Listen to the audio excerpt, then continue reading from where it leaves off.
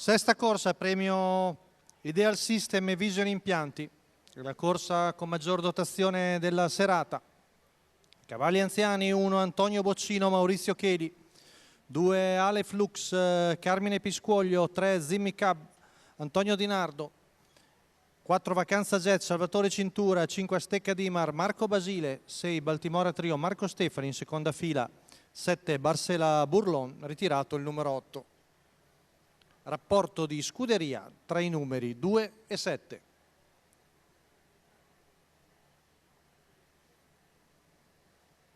Vediamo Barcela Burlon prendere la scia più a largo, ma poi torna alla corda, velocissimo. Antonio Boccino parte con l'1 davanti a Ale Flux, al largo anche Vacanza Jet, mentre più indietro Zimmy Cub.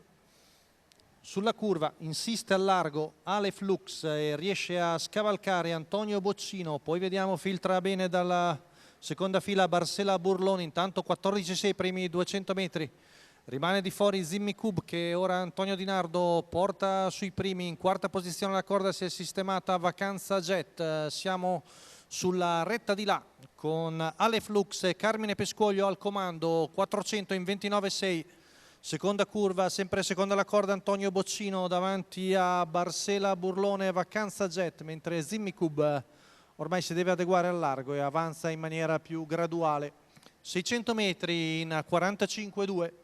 Passaggio davanti alle tribune, sempre in vantaggio il figlio di Adrian Chip, seguito lungo la corda da Antonio Boccino, che ha qualche problema con Barcela Burlon dietro. Intanto avanza Zimmy Cub, che si trascina al largo Baltimora Trio, giro in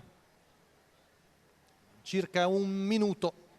Arriviamo al chilometro, passato dal battistrada in 1,14,9, 14,9 la frazione della curva, insiste al largo Zimmy Cub che avanza, sempre Antonio Boccino seconda la corda davanti a Barcela Burlon. Siamo ormai a 400 metri dalla conclusione, la retta di là viene passata in 14,4, 29,3 il terzo quarto, con sempre in controllo Ale Flux e Carmine Piscuoglio, poi Antonio Boccino che fra un po' potrebbe avere la destra libera, è in difficoltà invece Zimmy Cub, rompe Baltimora Trio. Numero 200 6, metri, Baltimora Trio, gli ultimi 200 passati in 29,3, retta d'arrivo con Ale Flux che cerca lo stacco, si lancia di dentro Antonio Boccino, ultimi 50 metri, ci prova Antonio Boccino e sul palo Antonio Boccino viene a vincere su Ale Flux e Barcela Burlon.